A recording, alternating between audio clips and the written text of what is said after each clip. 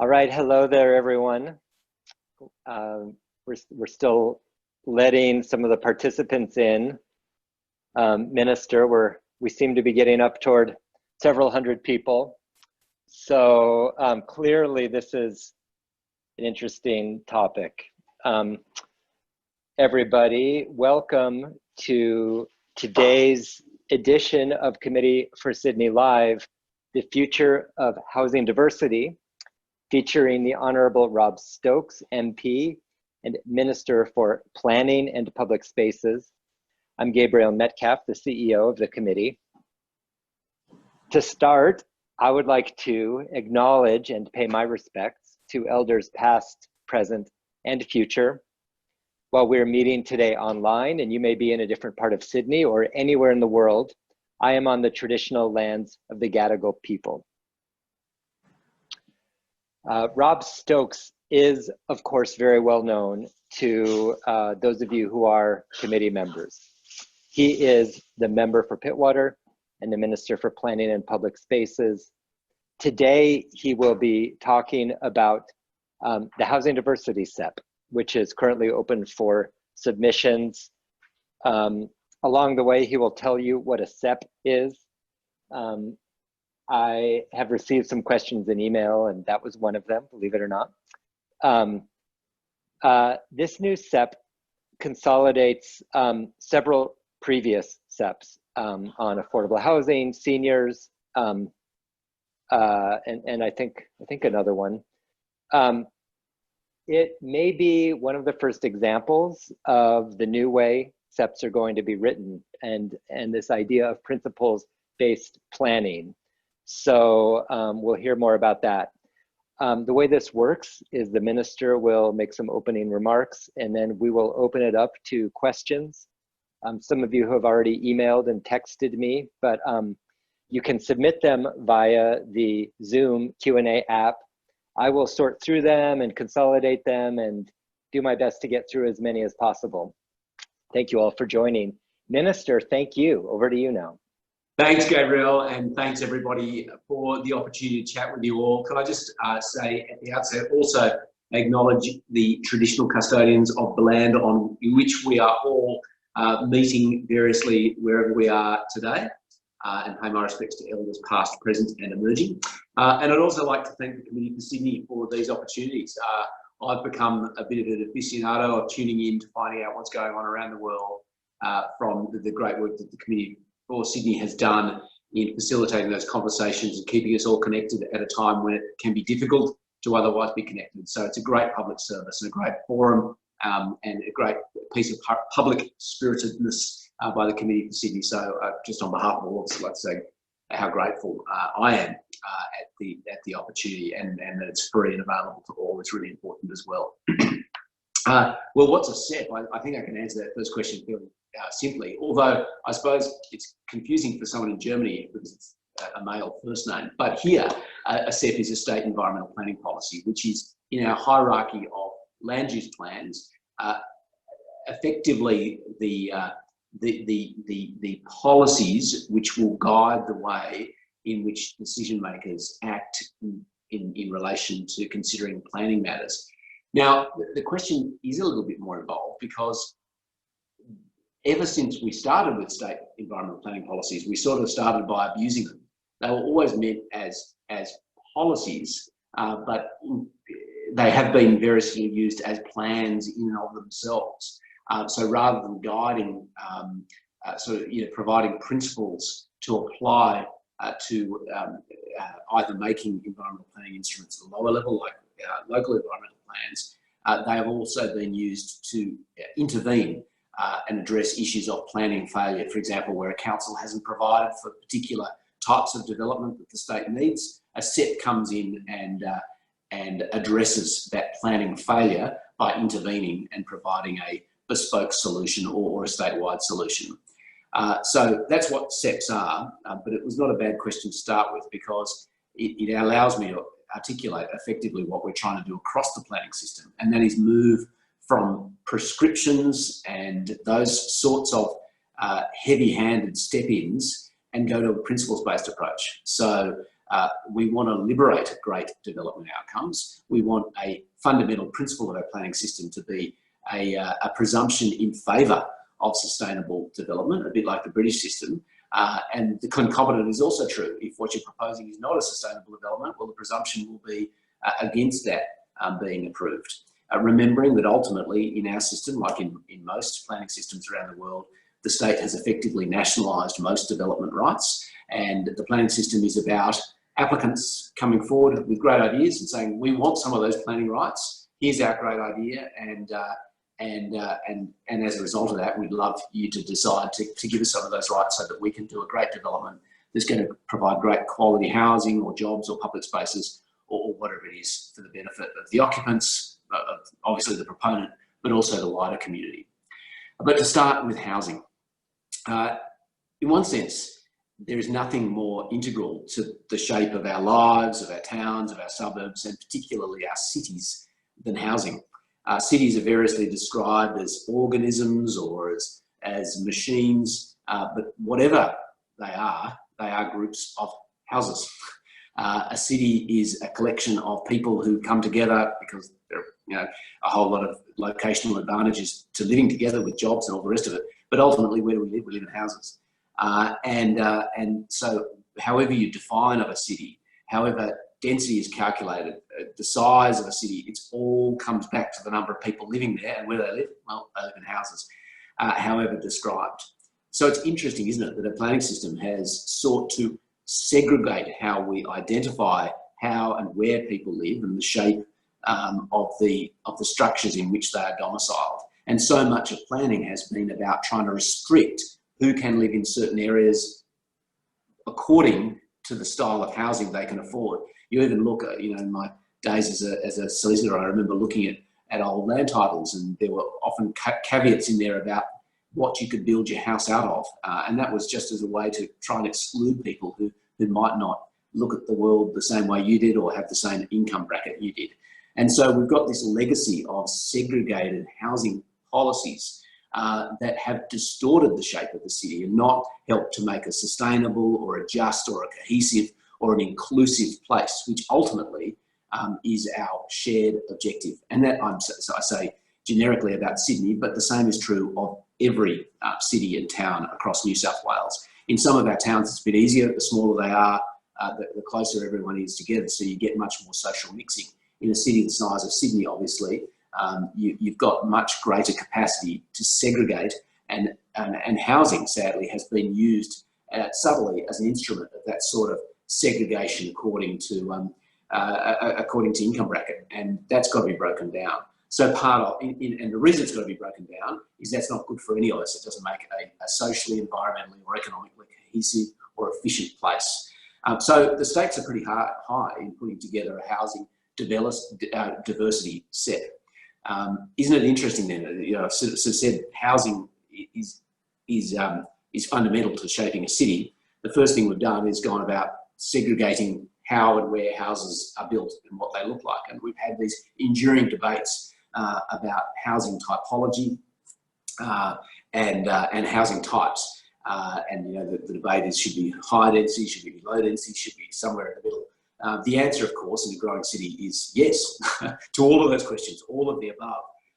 And yet, isn't it interesting that we've also identified housing policies where there have been elements of planning failure to sort of step in and fill the gap. So whether there hasn't been enough housing for older people, well, we create a set for that. If there's not enough housing for people of limited income or means, well, we provide another set for that. If we need a housing for people with disabilities, we've got a policy for that. But surely the whole point is providing housing of all different types and sizes and shapes to meet the needs of an increasingly diverse community. And not saying, oh, let me see, you're 56 years old, well, you can live in this house. You're 54, well, you can only live in that house. When you think about it, it's fundamentally a bit absurd. And ultimately, the role of government is to facilitate an active market that is inclusive, that provides opportunity, and then let it up to the individual and families to choose wherever the hell it is they want to live. And whether they want to live in a high-rise apartment, whether they want to live in a terrace, whether they want to live in a detached home, all of the above. And so that's the fundamental principle here. to bring together all these different diverse policy interventions at different points in time to get away from the prescriptions and those very precise interventions and think bigger and broader and on a principle-based view of the ultimate factors. We want more housing and more of all sorts of different types. That brings me to housing tenures as well, because a lot of the debate over recent decades in Sydney has been far less sophisticated than it's been in other cities. We've always seen ourselves as a home-owning democracy, and the great Australian dream has been, it's quite different. The great American dream is about life, liberty, and the pursuit of happiness. In Australia, it's to own your own house. So this idea of ownership as the only, as ownership being limited to being listed on the second schedule in a certificate of title being the only legitimate form of housing ownership, we need to get beyond that to recognise there's all sorts of different ways to own a house. And you can own a house that you've been renting for a long time. You can own the space wherever you live. We've all got a broader view of ownership. In any event, you talk to anyone and they feel a sense of ownership of their local neighbourhood, of their local streetscape, whether or not that aligns with their property boundary. So the idea of ownership needs to spread to different ideas of tenures, which brings in build to rent in particular, which is about a new way of conceiving of staying in a particular spot on a long-term rental style agreement to give you more flexibility to stay in place without the fear of an eviction on short notice. So this is not just about facilitating more types of housing, but more tenures of housing as well. And this is a process that we're not just doing in relation to housing diversity, bringing together build to rent, whether it's student housing, whether it's boarding houses, whether it's houses for people with disabilities or older people, to recognise that we need a holistic single policy to provide clear direction to councils and others as to the state's objectives. But we're also doing this in relation to design. We've got another process running concurrently, bringing together the basic step about building sustainability, about the apartment design guide and SEPP 65 at the same time. So it's about housing diversity, it's about housing design, and over time, bringing together the disparate group of 50 or more state environmental planning policies and bringing them into a much more manageable group of 10 to 12 policies on the big issues that really matter to the future of the city and the state, to try and get away from narrow sectional prescriptive thinking to get to a much more inclusive and big picture thinking about how we facilitate the growth of this city in the future, and not just about growth. I think sometimes we look at housing, this will be my final point, we sometimes think about housing as a be all and end all in and of itself, that growth is the aim of the urban experiment, that we're just about growth. That's not it at all. Housing's much more complex than that. It's about growing in particular ways and channeling that growth into ways that makes for a more environmentally sustainable, a more economically prosperous, and a more socially cohesive community. And housing is one of the great ways in which we can do that. But in order to do that, we need to facilitate different types of housing and different tenures right across the length and breadth of the city. And that's what this is designed to do. And Gabe, I'll hand over to questions, because I know often in these circumstances, the questions can be more interesting than the lecture. Thank you, Minister. We're now at 281 participants on the call, and 30 plus questions and growing between all the various channels. So if you're moving from more than 60 SEPPs to 10 or 12, where does the detail go? Will there be accompanying documents that are not called SEPPs, that are something else? Or was all of that detail superfluous? How is that going to work? So, what we're moving to is a plan-led system. So the SEPPs are there. Imagine think of it in economic terms. The classic neoliberal economics is that the market runs itself quite well, and governments only intervene where there is market failure. Consider the planning system in a similar way. SEPPs are an intervention in the system. The more SEPPs there are is not a symbol of the success of the system, but rather its failure. That's why we want to move away from these interventions and prescriptions, because while they might be patches and stopgaps, ultimately they point to the fact that the system is unwell rather than its enduring success. It's funny, you know, I constantly talk to applicants and proponents and industry groups who say, oh, we need an intervention here or we need an intervention there. That might be great at a point in time, but when you look back over a period, you've got all these interventions and all these patches that makes for an ungainly or complex system, which is ironic because often the argument behind the intervention is to fast track things, but ultimately intervening over time slows things down. So to have fewer interventions and fewer, simpler, more principle-based rules, that actually allows for a much more effective, faster decision-making process than having lots of rules where the computer can say no. And that's been, I think, the challenge in our state planning system, to go overly legalistic with too many rules that get in the way of flexible and sensible and wise decision-making. So I think the answer is a lot of those rules are probably superfluous. A lot of those interventions are probably unnecessary verbiage that, you know, it makes lots of opportunities for consultants, but in terms of actually, adding to housing volume and affordability isn't actually achieving a great deal. Okay, so several people have asked a version of the same question. Noting that the UK appears to be moving in the opposite direction, moving away from a principles-based planning system and toward a zoning and code system. Do you have a response? Is that impression true? And if so, how can they be right and New South Wales be right at the same time, moving in opposite directions? Well, I don't think they are, is the first point. I mean, they were the ones who in the first place went to the National Planning Policies Framework, which went to a principle-based system. But that doesn't mean you can't have zones and you can't have codes. Codes just establish as of right development. And if it's as of right, well, you don't need any other intervention. But as of right development is going to be more limited, you know, is going to be toward sorts of development that's unlikely to have an impact on neighbours, which is fair enough. And we should always look to expand codes wherever, you know, we can control impacts on neighbours and unintended impacts. But the other thing in terms of zones, I think the UK the other day just announced that they wanted to go down to 3 broad codes. So I don't think anything I'm saying is inconsistent with where the UK is going. But regardless of whether the UK is going there or not, I think if there's an opportunity to streamline our planning law, whether or not other countries are doing the same thing, well, we should do it. Okay. Shifting gears, I've got a lot of questions about boarding houses.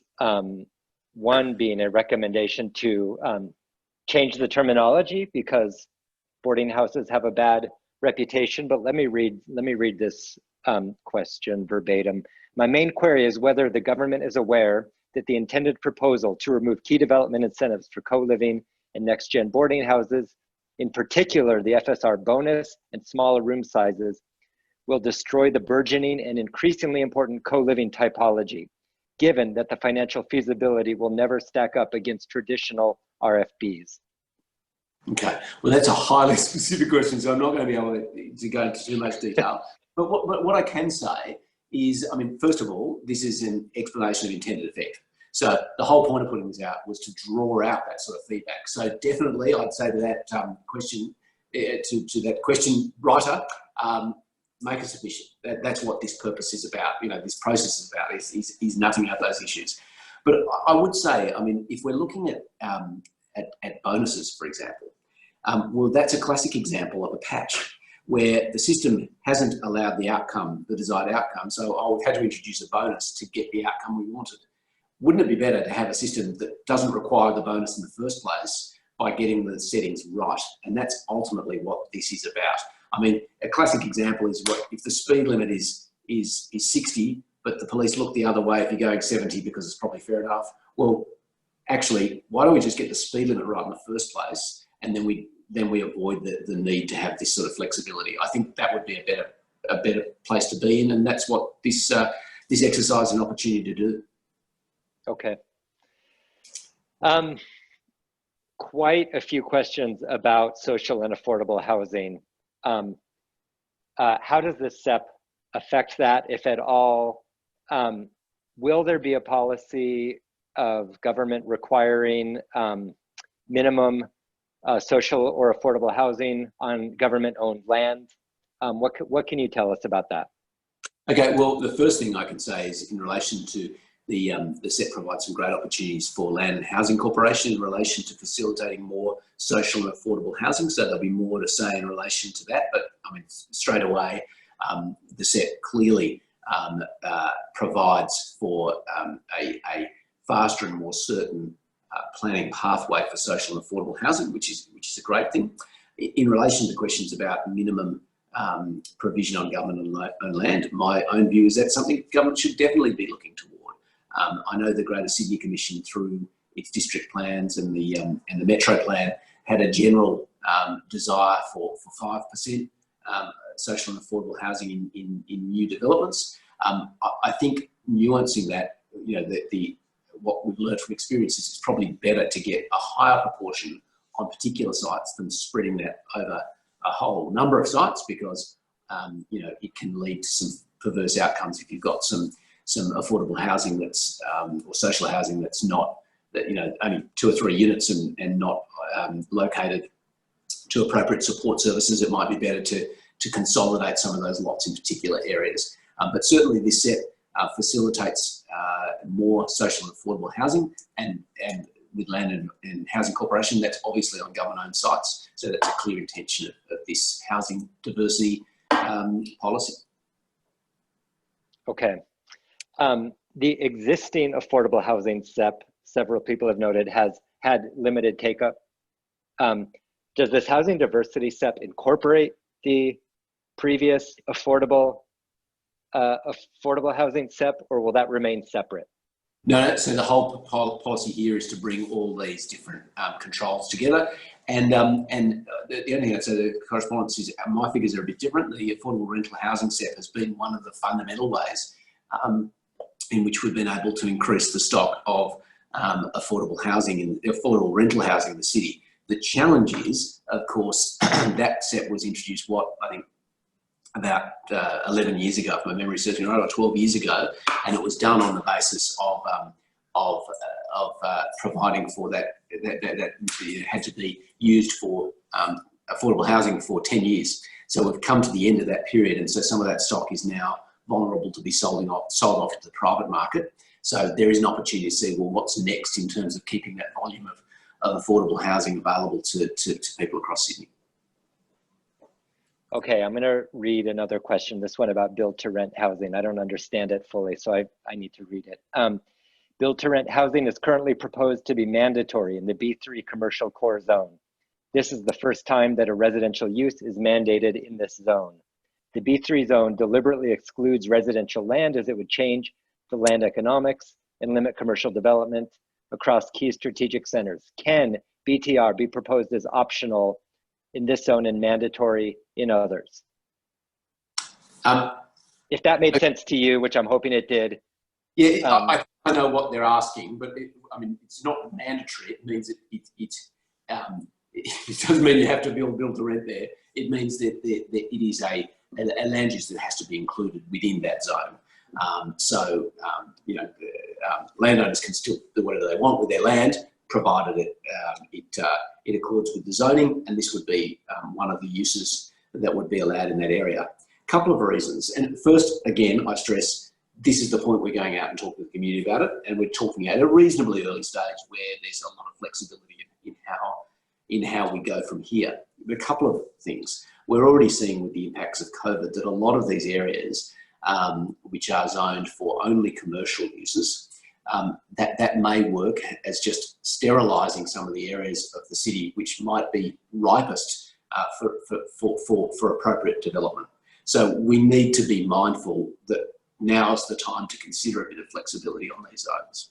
Secondly, the difference of build to rent and why there's always been a sort of ideology against allowing encroachment of residential uses into commercial areas is because once something goes to residential, it's a bit like a ratchet on a screwdriver. You can't go backwards. Once something's residential and strata and sold off, you'll never be able to change the use because it's someone's house.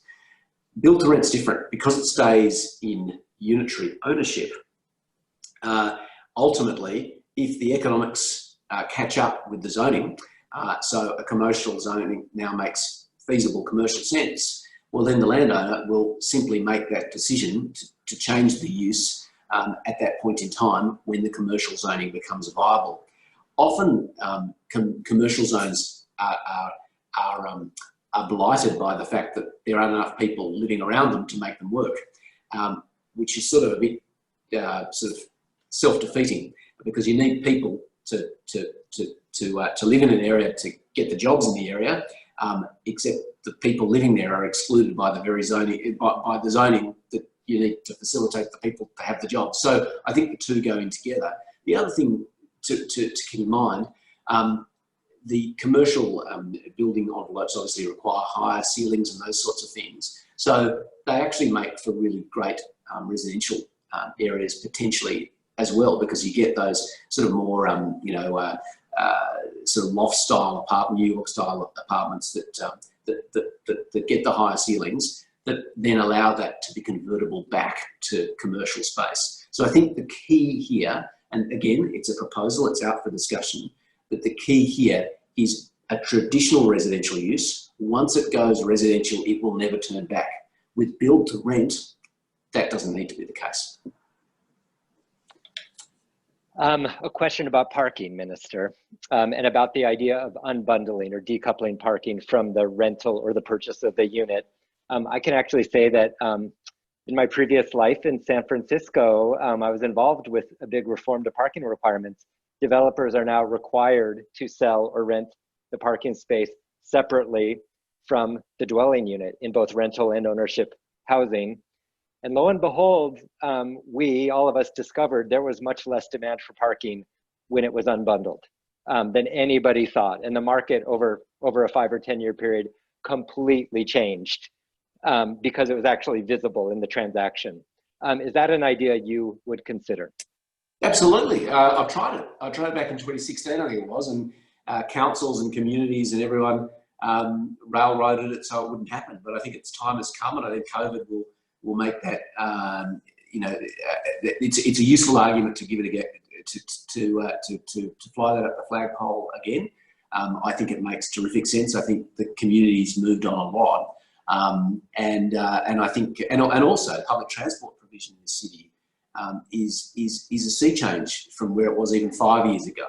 So I think it's a very, very different environment, and I certainly think that that's the direction we should move. But obviously, I need the support of everyone on this call to make that happen. I can't do it alone. It can be a quite powerful and simple way to reduce the effective cost of creating a new unit. All right, a new question. The Diversity SEPP proposes to allow a council, I'm reading this one too because I don't understand all the detail, proposes to allow a council to levy monetary contributions to offset the loss of dwellings that were low rental at any time within the 5 years preceding the lodgement of the development application. Won't this discourage existing and future housing suppliers from providing affordable housing? Okay, again, a lot of detail in there. Exactly, these are the sorts of questions we need to sift through these issues. Ultimately, what we're seeking to do is to provide more flexibility, to provide more appropriate housing in the right areas. And we want the rules to affect, I mean, if councils want to collect monetary contributions toward doing their own affordable housing schemes, great. If that's a more efficient way of doing it, great. But I think, some of the questions, if they're going into the specific rules and the implications of those rules, that's sort of what we're trying to get away from. We're actually trying to make it more flexible and more principle-based and less prescriptive.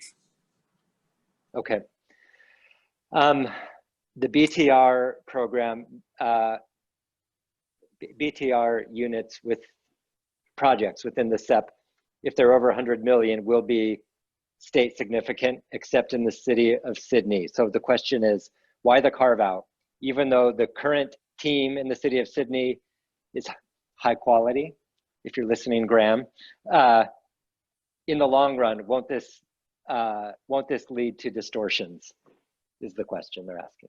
Look, happy to look at it again. So, g'day, Graham. Happy to look at those sorts of things. I can't, off the top of my head, I can't remember the reason as to that particular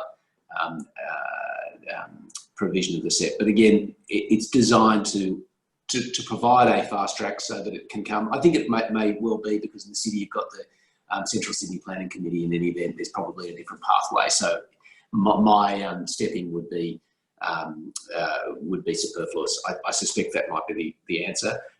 But yeah, I mean, I'm creating it as a category of development for which you know, I have a direct role, because we want to make sure it works. We want to make sure that it is properly scrutinised and that we get great quality. I mean, I want this class of development to become a feature of Sydney. As a result, I want to make sure that we get really good quality stuff that proves it up. Yeah, that people will love and be proud of. Can you explain how the Housing Diversity SEPP interfaces with the proposed new Design and Places SEPP? Great question. Yeah, thanks. So these are, I mean, in taking on planning reform, we've done the legislation. The legislation is, you know, is what it is. The chapters of, I mean, it sets out a fairly straightforward process for both plan making and development assessment. The SEPPs are where, when you lift the lid, that's where all the jumbled confusion is in all these planning policies and deemed environmental planning policies and regional environmental plans, all sorts of things that are in there. So we had a process of identifying, well, you know, it's a terrible metaphor, but the old eating the elephant, you know, where do you start? Was sort of one bite at a time. We had to start somewhere, and we started with the areas that were effectively real, either points of conflict with the community, which a lot of housing policy is, or where they were creating confusion and roadblocks for industry, which certainly some of the design interventions were. So that was why we chose those two. And they do lock in closely together, because obviously the apartment design guide and the way in which its provisions work need to recognise different classes of housing. We want, you know, I mean, in and of itself, the apartment design guide sort of suggests, well, we don't care about design or other types of housing, which of course we do. But that was a classic intervention at a point in time where apartment design needed an intervention, so that was what it was designed to achieve. We want to move away from that thinking to promote good design of the built environment wherever it occurs. But of course, you know, build to rent needs to speak to what the design standards will be in the design set to make that happen as well. So the two things need to be effectively read together. That the housing diversity EIE comes first, but the feedback from that will go into the design set, which will be exhibited at the end of this year, and the two things will be finalised at roughly around the same time. Well, Minister, maybe we can do one of these on the design SEPP at the right time, because it's very clear these have to go together. Several people asking about the transition. What is the transitional timeline? Is there a transitional period where this works differently? How's that going to work? Well, no, I mean, same with any of these processes. The existing rules work until they are replaced by new rules. We are in a process of consultation on what the new rules look like. That will be translated into a draft set, a draft planning instrument. At the time that a draft set comes into force, that is then something that's considered by decision makers under law. But generally we'll do that quite late in the process and just do targeted consultation on the draft set, because this is the time. I mean, once you've gone to the effort of actually drafting the instrument, your opportunity for change and genuine consultation is quite limited, because you've already got it signed off by the Parliamentary Council and you're pretty locked into where you're going. So that's why having the consultation now before we're there is really crucial. But at this stage, it's business as usual until that draft step is drafted, and that'll be following this period of consultation. Okay, very clear. All right, I'm going to ask you two specific questions about senior housing. In relation to senior housing, if the idea is to promote this, why would the proposed changes make local planning controls prevail over the state policy if there is an inconsistency? That's the first question. The second is, I'll read. The explanation of intended effects states that a development standard for senior housing can be varied under clause 4.6, but only by 20%. If, due to site-specific requirements, the DA needs to vary the control by more than 20%, what is the mechanism or approval pathway? Is a variance to the development standard by more than 20% a prohibition? Yeah, okay. So two quite specific questions. I think it's reasonably complex, but the first thing to say is SEPP 5, which was the predecessor to the Seniors Living SEPP, was introduced in 1982. It was one of the very first, SEPP 5 was one of the very first SEPPs that was introduced. And it was simply because councils, in their wisdom, basically excluded purpose-built retirement villages from their areas. They just didn't want them. They were politically difficult to get through, so they basically prohibited them. So the state had to come in and say, well, here's a policy that if these standards are met, council can't use that as a basis to refuse this style of development. That was added to over time to allow more medium density development in areas that wouldn't otherwise accommodate it because councils weren't accommodating that style of development. So that was the reason. It's a planning intervention because there was a planning failure. Now, a process that's happening elsewhere in the planning system is fundamentally we now have a metropolitan plan with legislative force. We have district plans with legislative force that councils are required to consider in terms of updating their own plans, their LEPs. They're required to update their LEPs every 5 years on the basis of local housing strategies, and they've also got local planning strategic statements to say what their planning vision is for their area over time. So in a plan-led system, you need fewer interventions because the plans are going to be more robust, more data-based, more based on good evidence to meet the housing needs of the community. If the council are doing that, then the state doesn't need to intervene over the top of it. So that's why these two things work together. You don't need an intervention if the council are doing the job they're supposed to be doing. And fundamentally, don't we want the council to be doing the job they're supposed to be doing, meeting the housing needs of their residents at a local level, rather than the state having to intervene and doing it for them. So ultimately, I can't ask councils to do their work robustly and to come up with a good, solid, evidence-based policy for their community, and then at the same time also say, oh, and by the way, I'm going to come in over the top of you anyway.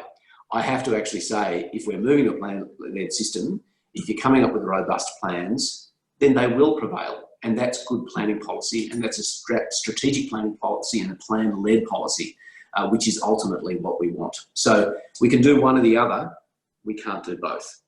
In relation to the clause 0.6 variation, this goes back to, again, the very first SEPP that was ever made, SEPP 1, which basically said, we'll set up a strategic planning system. But the very first thing we did was to say, but you know what? If you need to vary this from the plan, we'll go right ahead and do it. So the very first thing we did in setting up a planning system was set up a route to get around it. So actually, if we're fair dinkum about setting up a plan-led strategic planning system that's based on good evidence that involves the community in the early stage, we can't then turn around to them and say, oh, but by the way, if we don't like your plan, well, here's the mechanism to vary it. We're still providing for variation, but we're just capping it. So for example, and by the way, it doesn't mean that the council has to refuse it. It just means they don't have to approve it if the variance is more than 20% off a pre-existing development standard. So it's just trying to provide a little bit more robustness and a little bit more rigour around the proposals that applicants need to come up with. And if applicants are concerned that the zone is inappropriate, well, by all means, then that's a question to change the zoning, but it's not an opportunity to try and get around the zoning by having the standards changed on a site-by-site basis. All right. This is going to be a hard question. There's some people expressing real skepticism about the desirability of promoting build-to-rent housing without changing the renters' rights laws, like you would see in some more European systems. So if you're an old age and you don't own your home already, you have a less secure retirement. Are you sure you want to be creating the sense of ownership as opposed to real ownership if prices can be raised or people can be evicted as per the current rules? But that's not what happens in a build to rent. There are agreements about, sorry, about regular rent reviews and those sorts of things. So people enter in knowing what the trajectory of rental is likely to be over time. So that's the first thing to say. For the life of them living in the unit, they'll know what the rent's going to be in the future. Yeah. So my understanding is over a longer term, they lock in at an early stage what those reviews are likely to be. So there's a level of greater predictability around build to rent than other tenures. My second point in relation to that is, well, it doesn't take away from the private rental market. That will still be there as well. This is just another option. It's not displacing the other rental options. It's just adding another one in there as well. It's not an either or.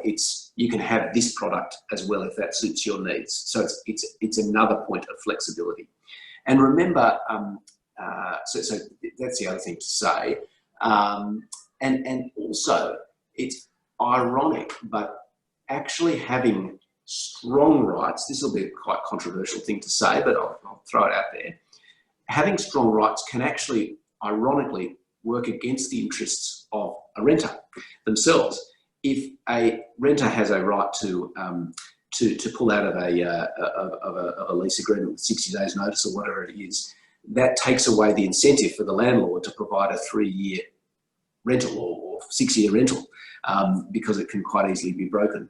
So, in any of these relational contracts, the stronger you make one party's rights, the more you distort the decision-making of the other party to enter into that agreement. So build to rent is just another way of adding. Build to rent can be social housing. It's generally not. It doesn't preclude it from being social housing or affordable housing. Generally, it's market housing, and quite often it's quite relatively high rent rental housing. But it in and of itself does not, it can be any bracket it wants to be. There's no prohibition on it filling any part of the market. It's not going to be price restricted by government. No. It is private rental accommodation. But when you look at it as well, but it doesn't have to be. There's no reason for example, for community housing providers not to be involved in it. It's just agnostic on that point. But also, when you actually look at some of the stresses in the housing market, some of it changes over time as access to finance changes. But given where house prices are in Sydney, one of the things that worries me is that access is also restricted by capacity to actually put together a deposit, to actually put together that quantum of finance to actually secure the deposit in the first place. So people who might be on relatively high incomes can't actually get together the money to put aside for a deposit. And so at the moment, they are restricted in such a way that build to rent could provide them a bit more flexibility in time to get the deposit together. Perhaps they could even make use of negative gearing to get their own occupied home that they want one day. Generally, we've thought of negative gearing as something that's owned by that's utilised by older retirees to buy accommodation for rental. Who's to say with build to rent that it can't be used the other way by younger people who might not have access to a deposit straight away, but can access negative gearing while they're living in a build to rent house. I mean, that's just one example, but you see the point here is we're trying to get more tenures and more opportunities so people have a greater degree of choice. It's not an either or. All right, Minister, I'm afraid we're out of time. There are many, many questions that I just could not get through. Everybody, what I will do, as we generally do in these things, we will bundle together all of the comments, all of the questions, and share that with the Minister and his office. Everybody, thank you for joining the call. There is a huge amount of interest in this, Minister, as you know. Okay. Can I just say, in relation to all those comments that are going to come through, that is unreal, because what I will do with them is get them through to the department so that we can get answers to those questions through this process. I'm excited there's a great degree of interest in this, because now is the time. A lot of us have got a bit more thinking time than we might otherwise have. This is exactly the time to be looking at a comprehensive, inclusive housing policy, and that's what we're trying to do. Okay, so thank you, Minister. Everyone, thank you for joining the call. We will be tracking this very closely and collecting input from committee members, and being one of the voices that is inputting into this process. It's a big deal. It's a really big deal in itself and as part of the broader set of planning reforms that the Minister is driving. So we'll see you all at the next Committee for Sydney Live. Thanks, Gabrielle.